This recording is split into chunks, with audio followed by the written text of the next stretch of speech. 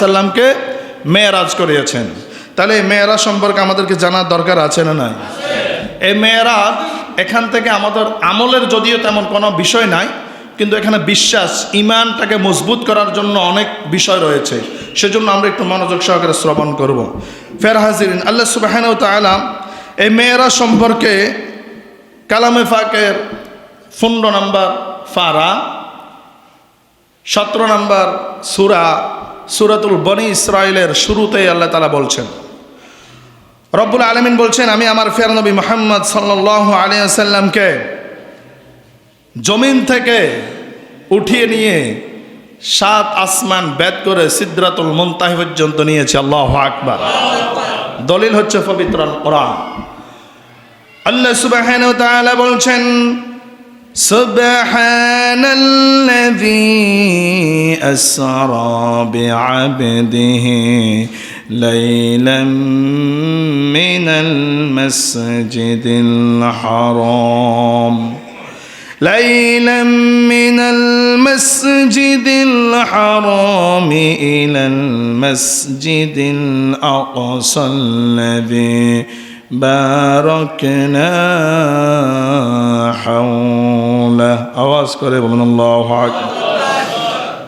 পবিত্র সত্তা হলেন তিনি, যিনি রাতের অন্ধকারে গভীর রজনীতে তার প্রিয় নবী মুহাম্মদ সাল্লাল্লাহু আলাইহি ওয়াসাল্লামকে ঊর্ধ্ব আকাশে নিয়ে গিয়েছেন, মেরাজ করিয়েছেন, দিদারে মুস্তাফা নসিব করিয়েছেন। সেই জন্য আমরা সবাই একবার বলি সুবহানাল্লাহ। এখানে মেরাজের আগে আল্লাহ তাআলা, কারণ যেই সময় আল্লাহ রাসূলকে মেরাজ করিয়েছেন তৎকালীন সময় বিজ্ঞানহীন, কোনো বিজ্ঞান ছিল না। বর্তমান জামানায় মানুষের যেমন জ্ঞান আছে, বিবেক আছে, বুদ্ধি আছে, তৎকালীন সময় মানুষ এত বেশি জানতো না। আকাশ নিয়ে কোনো গবেষণা ছিল না, চন্দ্রগ্রহ নিয়ে, সূর্যগ্রহ নিয়ে কোনো গবেষণা ছিল না। মক্কা নগরের বিজ্ঞানহীন মানুষ এত কিছু জানতো না। কিন্তু তৎকালীন সময় মানুষ একটা জিনিস জানতো, সেটা হচ্ছে বাইতুল হারাম থেকে মসজিদ আকসা পর্যন্ত যে মসজিদ আকসা নিয়ে যুদ্ধ চলছে, সেই মসজিদ আকসা সম্পর্কে মক্কা নগরের লোকদের কি আছে? ধারণা রয়েছে। এজন্য আল্লাহ তাআলা বলছেন, সুবহানাল্লাযী আসরা বিআবদিহি লাইলাম মিনাল মাসজিদিল হারাম ইলাল মাসজিদিল আকসা। আমি সর্বপ্রথম আমার প্রিয় নবী মুহাম্মদ সাল্লাল্লাহু আলাইহি ওয়াসাল্লামকে মসজিদে হারাম থেকে মসজিদে আকসা পর্যন্ত ভ্রমণ করালাম। আল্লাহু আকবার। মসজিদে হারাম আর মসজিদে আকসা এটা দূরত্ব কি একেবারে কাছে? এই মসজিদের ফোরা মসজিদ এত কাছে না, 1232 কিলোমিটার রাস্তা। কতশো? 1232 কিলোমিটার রাস্তা। এই মেরাজ সম্পর্কে আমরা জানব। আল্লাহ রাসূল সাল্লাল্লাহু আলাইহি সাল্লামকে আল্লাহ তাআলা যে মেরাজ করিয়েছেন, 5টা দৃষ্টান্তে আমরা মেরাজ সম্পর্কে জানবো। কয়টা? 5টা দৃষ্টান্ত। 1 নম্বর হচ্ছে নবীদেরকে আল্লাহ তাআলা যে মুজিজা দিয়েছেন, এই মুজিজা সম্পর্কে জানার আমাদের দরকার আছে না নাই? প্রত্যেকটা নবীকে আল্লাহ তাআলা মুজিজা দিয়েছেন। মুজিজা মানে অলৌকিক ঘটনা, যেটা সাধারণ মানুষের দ্বারা কখনো সম্ভব নয়। আর এই নবীরা মুজিজা দেখাতেন, এই মুজিজা দেখে দেখে সাধারণ মানুষ ঈমান আনতো। আল্লাহু আকবার। প্রত্যেকটা নবীকে আল্লাহ তাআলা কি দিয়েছেন? কম বেশি মুজিজা দিয়েছেন। রব্বুল আলামিন সকল নবীকে অসংখ্য মুজিজা দিয়েছেন। দাউদ নবীর মুজিজা ছিল, তিনি যখন লোহার মধ্যে হাত দিতেন লোহাটা নরম হয়ে যেত, লোহা কাদা মাটির মতো নরম হয়ে যেত। মোমের মধ্যে আগুন দিলে যেমন মোমটা নরম হয়ে যায়, গলে যায়, দাউদ আলাইহিস সালামের মুজিজা ছিল, তিনি যখন লোহার মধ্যে হাত দিতেন লোহা নরম হয়ে যেত। দাউদ আলাইহিস সালামের আগে কোনো ব্যক্তি এই লোহা দিয়ে কোনো সম্ভাবনা তৈরি করেন নাই। দাগ, কুড়াল, বটনি, এই যে আমরা আমাদের দৈনন্দিন জীবনে, পারিবারিক জীবনে এই যে অস্ত্রগুলো, যন্ত্রগুলো ব্যবহার করি, এই যন্ত্রগুলো লোহা দিয়ে দাউদ আলাইহিস সালামের আগে কেউ তৈরি করতে পারে নাই। আল্লাহু আকবার। তার মানে দাউদ আলাইহিস সালামের 1 নম্বর মুজিজা ছিল, তিনি লোহা দিয়ে যা মনে চাইতো তিনি তাই কি করতে পারতেন? তৈরি করতে পারতেন। এটাই ছিল তার 1 নম্বর মুজিজা। দাউদ আলাইহিস সালাম যখন পৃথিবী থেকে চলে গেলেন, তার মুজিজাও চলে গেল, মুজিজার দুনিয়ায় থাকলো না। মূসা আলাইহিস সালামকে আল্লাহ তাআলা যে মুজিজা দিলেন, সেই মুজিজা হলো তার হাতের লাঠি। এই হাতের লাঠিটা যখন তিনি জমিনের মধ্যে ছেড়ে দিতেন, বিষাক্ত সাপে পরিণত হয়ে যেত। আল্লাহু আকবার। কারণ ওই মুহূর্তে আল্লাহ তাআলা মূসা আলাইহিস সালামকে এজন্যই হাতের লাঠির মজা দিয়েছেন, জাদুবিদ্যার মজা দিয়েছেন। কারণ তৎকালীন সময় মূসা আলাইহিস সালামের সময় জাদুর প্রভাবটা অনেক বেশি প্রচলন ছিল। আওয়াজ করে বলুন ঠিক কি না? ফেরাউনের মূসা আলাইহিস সালামের শত্রু কে ছিল? ফেরাউন না নমরুদ? ফেরাউন। এই ফেরাউন তার সৈন্যসেনা যারা ছিল, অধিকাংশ লোক জাদুকর যারা ছিল, তারা বড় বড় কি দেখাইতেন? সাপ বানিয়ে দিতেন, বিষাক্ত সাপ বিচ্ছু জাদু দিয়ে তৈরি করতেন। যখন এইভাবে করলেন, ফেরাউন বলল, যেই আজকে বেশি বড় জাদু দেখাইতে পারবে তার কথাই সবাই শুনবে। যখন তারা বড় বড় বিষাক্ত সাপ, অজগর সাপ বা বিভিন্ন বিষাক্ত জিনিস তারা জাদু দিয়ে তৈরি করলেন, মূসা আলাইহিস সালাম হাতের লাঠিটা যখন ছেড়ে দিলেন, বিষাক্ত সাপে পরিণত হয়ে তাদের এই সাপ বিচ্ছুগুলো খেয়ে ফেললো। আল্লাহু আকবার। তার মানে মূসা আলাইহিস সালামের মুজিজা এটাই ছিল সবার উপরে। এটা দেখে অসংখ্য মানুষ ঈমান এনেছে। মূসা আলাইহিস সালাম চলে গেলেন, তার মুজিজাও চলে গেল। মূসা আলাইহিস সালাম চলে গেলেন, কিন্তু তার লাঠি ছিল, কিন্তু এই লাঠি কেউ ধরলে আর কি হয় না? এটা আর সাপ হয় না, এটা ব্রিজের মধ্যে ছেড়ে দিলে আর রাস্তা হয় না। আওয়াজ করে বলুন ঠিক কিনা? প্যারা হাজিরিন, এইভাবে করে আল্লাহ তাআলা অসংখ্য অগণিত নবীদেরকে মুজিজা দিয়েছেন। ঈসা আলাইহিস সালামকে মুজিজা দিলেন। ঈসা আলাইহিস সালামের মুজিজা ছিল যখন জন্মাত্মক অন্ধ, জন্ম থেকে অন্ধ এমন কোন ব্যক্তি যখন ঈসা আলাইহিস সালামের কাছে আসতো, চোখের উপরে যখন হাত বুলিয়ে দিত, ওই অন্ধ ব্যক্তিটার দৃষ্টি ফিরিয়ে দিতেন একজন, তিনি কে? এবং কি যেই ব্যক্তির শরীরের মধ্যে শ্বেত শ্বেত রোগ ছিল, তার দেহের উপরে যখন হাত বুলিয়ে দিতেন, এই রোগটাকে ক্ষণিকের ভিতরে ভালো করে দিতেন একজন, তিনি কে? এটা ছিল ঈসা আলাইহিস সালামের মুজিজা। ঈসা আলাইহিস সালাম আরেকটা মুজিজা ছিল, তিনি যখন কবরের পাশে গিয়ে যখন মুর্দা প্রাণীকে বলতেন, ওম বিইজনিল্লাহ, ও মরা লাশ, আল্লাহর হুকুমে জিন্দা হয়ে যাও, সাথে সাথে এটা জিন্দা হয়ে যেত। ঈসা আলাইহিস সালাম চলে গেলেন, তার মুজিজাও চলে গেল। আল্লাহু আকবার। আপনার আমার নবী মুহাম্মদ সাল্লাল্লাহু আলাইহি সাল্লামকে আল্লাহ তাআলা অসংখ্য অগণিত মুজিজা দিয়েছেন। কাফেরের মধ্যে, মক্কা নগরের মধ্যে কাফেররা বলল, ও মুহাম্মদ, যদি চাঁদটাকে দ্বিখণ্ডিত করতে পারো আমরা ঈমান আনবো। আল্লাহ রাসূল শাহাদাত আঙ্গুল দিয়ে ইশারা করলেন, আল্লাহর কাছে সাহায্য চাইলেন। ওই শাহাদাত আঙ্গুলের ইশারার মাধ্যমে চাঁদটা দ্বিখণ্ডিত হয়ে গেল। অসংখ্য মানুষ ঈমান এনেছে, কিন্তু উতবা, সাইবা, মুগীর, আবু জাহিল্লার মতো লোক ঈমান আনে নাই। ঠিক কি না? অসংখ্য অগণিত মুজিজা রয়েছে আপনার আমার নবী মুহাম্মদ সাল্লাল্লাহু আলাইহি সাল্লামের জীবদ্দশায়। সর্বশ্রেষ্ঠ মুজিজা হচ্ছে আল কোরআন, পবিত্র আল কোরআন। এটা আল্লাহ রাসূলের অন্যতম একটা মুজিজা। আল্লাহ রাসূল চলে গেলেন, কিন্তু কোরআন জমিনে এখনো পৃথিবীতে আছে না নাই? এই কোরআনের মুজিজা কোরআন নিজেই। আল্লাহু আকবার। কোরআনের জবাব কোরআন নিজেই।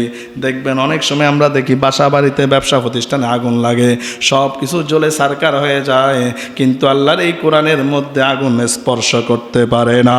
ঠিক কি না? এটাই কোরআনের অন্যতম একটা মুজিজা। প্রিয় নবী মুহাম্মদ সাল্লাল্লাহু আলাইহি সাল্লামের জীবনে যতগুলো অসংখ্য মুজিজা ছিল, তার মধ্যে অলৌকিক ইতিহাস পূর্ণ কিয়ামত পর্যন্ত যেটা চলমান থাকবে, সেই মুজিজার নাম হচ্ছে মেরাজুন নবী সাল্লাল্লাহু আলাইহি ওয়াসাল্লাম। সবাই বলুন আল্লাহু আকবার। ফেরা হাজিরিন, আমার নবী, আপনার নবীকে আল্লাহ তাআলা আজ জমিন থেকে উঠিয়ে সিদরাতুল মুনতাহা পর্যন্ত নিয়ে আল্লাহ তাআলা মেরাজ উপহার দিলেন। ঠিক কি না? বিশ্বাস হয়? বিশ্বাস হয়? কথা বলে না। এবার আসেন আমরা কোরআনের আলোকে মেয়েরাজ সম্পর্কে একটু জেনে নিই।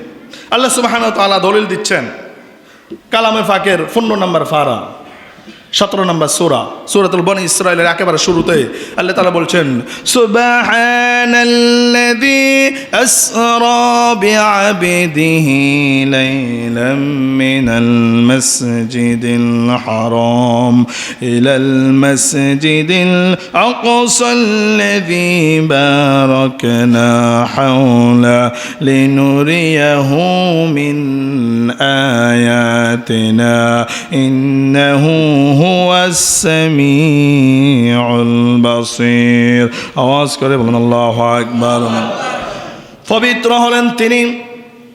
রাতের অন্ধকারে গভীর রজনীতে তার প্যারা নবী মুহাম্মদ সাল্লাল্লাহু আলাইহি ওয়াসাল্লামকে মেরাজ উপহার দিয়ে সপ্তম আসমানে নিয়ে সিদরাতুল মুনতাহা নিয়ে দিদারে মুস্তাফা নসিব করালেন যিনি। আল্লাহু আকবার। আপনার আমার নবীকে আল্লাহ তাআলা চারটা স্ট্যাটাস দিয়েছেন, অলৌকিক ঘটনা দিয়েছেন, যেটা অন্য কোনো নবীদেরকে দেন নাই। এই চারটা জিনিসের মধ্যে একটা হচ্ছে শাকুল সদর, সিনা সাক করা হয়েছে, যেটা অন্য কোনো নবীদেরকে করানো হয় নাই। এই শাকুল সদর মানে হচ্ছে ওপেন হার্ট সার্জারি, যেটা আমার নবীকে করানো হয়েছে, আর কোনো নবীকে আল্লাহ তাআলা সিনা সাক করান নাই। আল্লাহু আকবার। দ্বিতীয় নম্বর হচ্ছে সাহিবুল মেরাজ, দিদারে মুস্তাফা। আমার নবী আপনার নবীকে করানো হয়েছে, আর কোনো নবীকে আল্লাহ তাআলা দিদারে মুস্তাফা নসিব করান নাই। তৃতীয় নম্বর হচ্ছে সাহিবুশ শিফা। কিয়ামতের দিন সকল নবী বলবে ইয়া নাফসি ইয়া নাফসি, সকল উম্মতেরা আল্লাহর সকল বান্দারা বলবে ইয়া নাফসি, শুধু আমার নবী বলবেন ইয়া উম্মতি ইয়া উম্মতি। আল্লাহু আকবার। কাল কিয়ামতের দিন সুপারিশ করবে, উকিল হবে একজন, তিনি হচ্ছে আপনার নবী আমার নবী মুহাম্মদ সাল্লাল্লাহু আলাইহি ওয়াসাল্লাম, যেটা অন্য কোনো নবীদেরকে দেন নাই।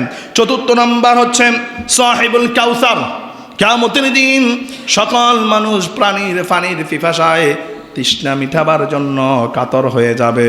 কোন নবী এই পানি বন্টন করবেন না, একজন নবী পানি বন্টন করবেন, যিনি হচ্ছেন মুহাম্মদুর রাসূলুল্লাহ সাল্লাল্লাহু আলাইহি ওয়াসাল্লাম। আল্লাহু আকবার। এই চারটা অতিরিক্ত স্ট্যাটাস আপনার নবী আমার নবীকে আল্লাহ তাআলা দিয়েছেন, আর কোন নবীদেরকে দেন নাই। এখন আসেন শাকুল সদর। রাসূল সাল্লাল্লাহু আলাইহি সাল্লাম তার জীবদ্দশায় দুইবার সিনা সাক করা হয়েছে। কয়বার? দুইবার সিনা সাক করা হয়েছে। শৈশবে যখন বাচ্চাদের সাথে তিনি খেলা করতেছেন 5 থেকে 6 বছর বয়সে, তখন একবার সিনা সাক করা হয়েছে। আবার সিনা সাক করা হয়েছে যখন আল্লাহ তাআলা তাকে মেরাজে নেবেন। ওই মেরাজের রাতে আল্লাহ তাআলা তার নবী মুহাম্মদ সাল্লাল্লাহু আলাইহি সাল্লামটাকে সিনাটাকে চাক করিয়ে দিলেন। আল্লাহু আকবার। হাদিস শরীফের মধ্যে এসেছে ফাশাক্কা আন কলবি ফাস্তাখরাজাল কলবা ফাস্তাখরাজা মিনহু আলাকাতান ফাকালা হাদা হাদ্দুশ শাইতানা মিনক। জিবরিল আলাইহিস সালাম আসমান থেকে নেমে আসলেন, তার সাথে কয়েকজন ফেরেশতা ছিল। আমার নবী বলে, আমি তখন মক্কা নগরীতে আমি শোয়া অবস্থা, আমার একজন স্ত্রীর ঘরের মধ্যে শোয়া অবস্থায় ছিলাম। আসমান থেকে জিবরিল আমিন তার সাথে কয়েকজন ফেরেশতা নেমে এসে আমার কাছে আসলেন। আমার কাছে এসে আমার শোয়া অবস্থায় এই গলার নিচ থেকে নাভি পর্যন্ত এটাকে ছিঁড়ে ফেললেন। আল্লাহু আকবার। কি করলেন? ছিঁড়ে ফেললেন। ছিঁড়ে ফেলে আমার এই জায়গা থেকে হাত কোন সাইডে থাকে? কথা বলে না। বাম পাশে না ডান পাশে? বাম পাশে। বাম পাশটাকে হাতটাকে বের করে নিলেন, কলবটাকে বের করে নিলেন, হৃৎপিণ্ডটাকে বের করে নিলেন। বের করে নিয়ে একটা স্বর্ণের পেয়ালার মধ্যে পাত্রের মধ্যে রাখলেন। রাখার পরে সুম্মা গাসালাহু ফি তাসতিন মিন যাহাবিন বিমাইন জামজাম, জামজামের পানি দিয়ে আমার এই কলবটাকে ধৌত করলেন, পরিষ্কার করলেন, পবিত্র করলেন। একটা রক্তের একটা অংশ ছিল, ওই চাকটাকে আলাদা করলেন। আলাদা করে বললেন এটা শয়তানের অংশ। আল্লাহু আকবার। এটাকে আলাদা করে দিলেন। এরপরে ধৌত করার পরে, পরিষ্কার করার পরে আবার হাতটা জায়গা মতো রেখে দিলেন, রক্তের কণিকাটা রাখলেন না, এটা আলাদা করে দিলেন। এরপরে তারা কি করলেন? এই দুইটা জায়গায় মিলিয়ে দিলেন। দুইটা জায়গায় কি করলেন? দুইটা জায়গায় মিলিয়ে দিলেন। আল্লাহ রাসূলের যিনি খাদেম ছিল, যে সাহাবী, 1 বছর 2 বছর নয়, টানা 10 বছর, ওই সাহাবীর নাম হচ্ছে আনাস রাদিয়াল্লাহু তাআলা। আনাস রাদিয়াল্লাহু তাআলা বলেন, আমি আমার নবীর যখন একদিন উদম গায়ে ছিল, গায়ে কিছুই ছিল না, তখন আমি দেখলাম আমার নবীর এই গলা থেকে নিচ থেকে শুরু করে নাভি পর্যন্ত এই জায়গায় সেলাইয়ের মতো একটা দাগ আমি দেখলাম। আল্লাহু আকবার। তার মানে আপনার আমার নবীকে ওপেন হার্ট সার্জারি করিয়েছেন, এই হৃৎপিণ্ডটাকে পরিষ্কার করে দিয়েছেন জমজমের পানি দিয়ে একজন, তিনি কে? আল্লাহ। ওপেন হার্ট সার্জারি, এই যে আজকে আমাদের হার্টের মধ্যে ব্লক পড়ে যায়, হার্টের মধ্যে অ্যাটাক করা হয়, বলা হয় না হার্ট অ্যাটাক করছে। তো হার্ট কিভাবে অ্যাটাক করে? কথা বলেন। একজন মানুষকে যখন 4-5 জন মানুষ আসে যখন আক্রমণ করে, তখন বলে তাকে অ্যাটাক করা হয়েছে, তাকে আক্রমণ করা হয়েছে।